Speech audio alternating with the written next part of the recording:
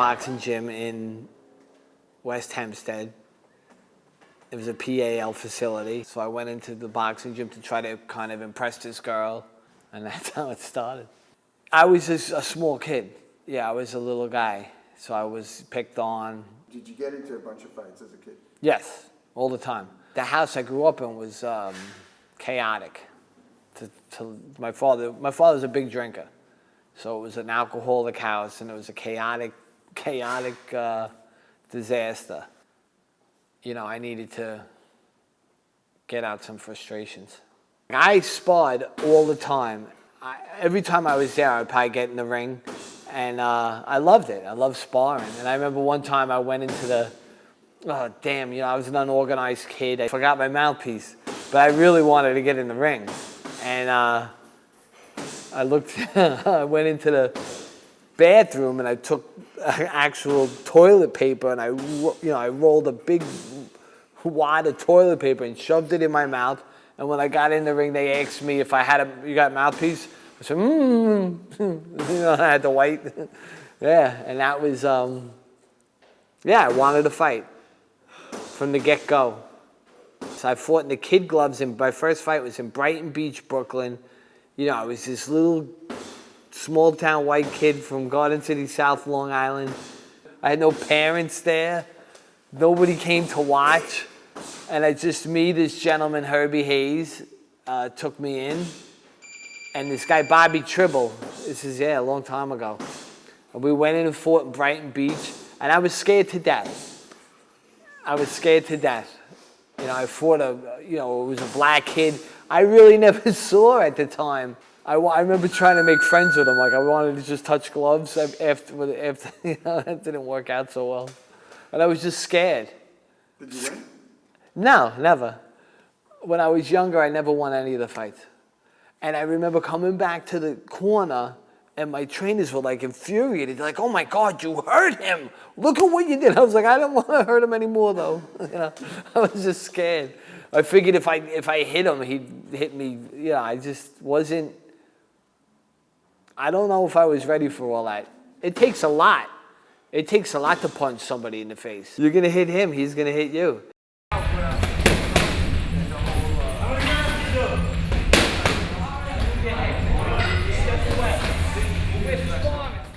At what age are you starting to, in your personal life, kind of go off track a little bit? Well, I was doing well up until, what do you mean, off track with? Like, you know, kind of drinking and stuff. Oh, I started drinking at 16, 17. I just didn't feel comfortable with my father's drinking and the situations. You know, because through the years, I mean, I was a young kid. I could tell you stories that bring tears to your eyes, you know, with him and his drinking. And just, you know, he was a great man, but he, you know, he was in, you know, he fought in Korea, and there was, I'm sure, a lot of damage done there. If you don't know about alcoholism, it's hard to explain. And if you don't know about alcoholism, I'm happy for you. I found myself drinking. Like, that was what I was looking for. It gave me a great rush, a great feeling. I was more confident. I was better looking, you know, the whole 9 yards. That was it. I didn't miss a day of drinking. After a slew of arrests, from 16 to 24, I had, I would guess, about 12 arrests. Yeah, I just get into trouble, into street fights, into, you know, drinking and driving, which is not, I'm not minimizing that, but it was, yeah, in 1987 and 88, it really wasn't like it is now. Every time I got arrested, I was drunk. But not every time I was drunk, I got arrested, but every time I got arrested, I was drunk. My beautiful Italian mother, "Not my Kevin." She'd, "Oh, not my Kevin, oh no." She'd always bail me out. And finally, on December 27th, which was my birthday, you wrote that down before, it's my mother's birthday too, and I get arrested again, and my mother doesn't bail me out. And that was the last time I got arrested, and coincidentally, the last time that I had a drink. I wound up in the county jail. It's like real jail with bars and everything. You know, I was like, wow, This is unbelievable. I remember walking, I remember walking with a bunch of other guys and just thinking like, look where you are. Like, how did this happen to you? It was like a barracks, like a dormitory, like with a bunch of cots. And very loud, 50-something guys in there. And I remember sitting there, and every once in a while, this priest would come walking around. And I was like, all of a sudden I became very religious. So I'm talking to the priest, and I was telling him, I mentioned that I was a boxer. And he says, oh, wow, we have this Irish Bobby Cassidy he has a program here called the Road Program, Rehabilitation of Alcohol and Drugs. And he said, maybe if you have this problem that you're saying, you could participate in this program. I could get you in there. The first time I met Bobby Cassidy was I was in a jail cell. He came up to greet me, and it was kind of funny because he was seemed like a bit of a rush. So he came up, hey, oh my God, it's good to meet you. And I said, oh, I know this guy, I know that guy. I dropped some names. He goes, oh, sure, I know them all. He had, he spoke, he's like, he goes, I was #1 world contender. I didn't know that, but I made believe like I did, and I just said to him, yeah, well, thank you very much. And he goes, all right, it was great to meet you. And then he left, and the door slammed. When I got into the program, it was great. That's where it all started. That's where I learned how to, not drink, go to meetings. And what had happened in this program with the director, he would bring in AA meetings. And that was the first time I learned of, people coming in and speaking about problems that I had and that they don't have those problems anymore. So I finally get my act together. I wasn't driving though, so that was a little bit of a... And I went to the union hall to make amends. I was a union carpenter. And I didn't tell him I was in jail, but I told him that I said I straightened out a problem I had. And they were very receptive to that. And he said, because I was unemployable. Well, we don't have any work right now. And he said, but if you want, we have a picket line. And ironically, it was 262 Old Country Road. They were doing non-union work in like the East Court building. And I just found that very ironic. I remember having a little bit of an attitude because I went up there, it was like storm the castle get the pitchforks and the torches. The men were going to take over and there was like 3 people there. I'm like, this is the picket line? So I was over there standing like a jerk with the sign around my head, and Dennis Dillon came to work and took one look at me and beelined right for me. I just said to him, I said, oh my God, Mr. Dillon, I'm so sorry. I just got out of jail. And I mentioned your father's name, Bobby. I said, Bobby, I was in the program with Bobby Cassidy. Oh God, he knew Bobby. And, and he said, take my card. If you ever need anything, take my card. He gave me his card. And I went to, that day ended and I didn't drink.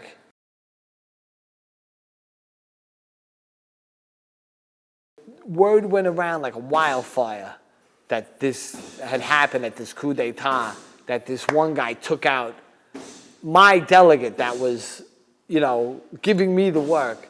And I remember being like, oh my God, I finally get my act together and, that this happens. It seemed like, it was not good news. It wasn't my guy. It was like in the election, like my guy lost. Yeah, yeah. So, and the union can be very political. The new guy came in and he started spouting, things about if we only could get to the district attorney's office, because prevailing wage laws, there's laws that were not being followed for whatever the reason. I raised my hand. I say, I know the DA. And within 3 days, and I called your father, and within like 3 days, we were sitting in the vestibule of the district attorney's office with Yeah, it was me and the two other gentlemen, the president and the delegate. And I was nervous as hell. Dennis came out, and not rudely, but he walked, not rudely, he walked past the other two delegates and greeted me like I was, like, oh my God. He goes, I've heard so many good things about you. The next time you fight, I want you to tell my secretary, Barbara, I want you to tell her that, you know, you're fighting and I want the information and I'm going to be at your fight. And I was like, I don't remember a thing that happened during that meeting, and I've never been out of work a day since. Ladies and gentlemen, here is Kevin Collins! Did you ever lose your love for boxing during that time? No. Yeah, that all became, I was here every day. Every day. And that's what kept me out of trouble, kept me out of trouble. It kept me busy. It gave me direction. And Pete Brodsky, took me in here. Then I started fighting in the gloves. I did great. Like fighter of the night, action-packed. People will say, when Kevin Collins fights, nobody sits in the seats. And that was pretty true. I would get fighter of the night often. The Jimmy Lang fight was definitely one of the greatest things that's ever happened to me in this life so far. You know, I was very popular with the union. I was very popular politically. So at the fight was probably a couple of hundred of my union members. Mr. Dillon was there, and the chairman of the Mandela was there. My father was there. He was freaking 100% sober. You know, he was trained by Pepe Carrera. Pepe Carrera trained Sugar Ray Leonard. So right there, I was just I became like almost nauseous. Like, oh my God, what did you get me into here? This is my show. You're supposed to bring me in some freaking tomato can I can beat up in front of everybody, and they're gonna sing songs about me. You know? And halfway through that first round, he cracked me, and it broke my nose and blood, and I was just a mess. I remember Pete Brodsky.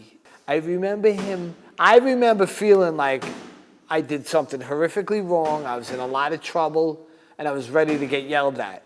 But they didn't yell at me. They were very calm, cool, and collected.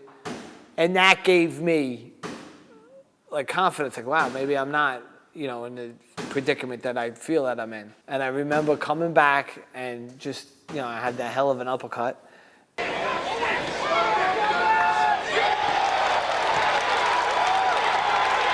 Winning that round, big, coming back big. It didn't matter what happened after that, before that. It just mattered that I got even with that guy at that time in front of all my family. Like, they're all gonna laugh at you, you know, from Cary. Yeah. I was just happy that I came back, and it didn't. This was only the second round, so like Pete had to drag me back to the corner, and I remember going up to Dillon and saying, look, I got him back.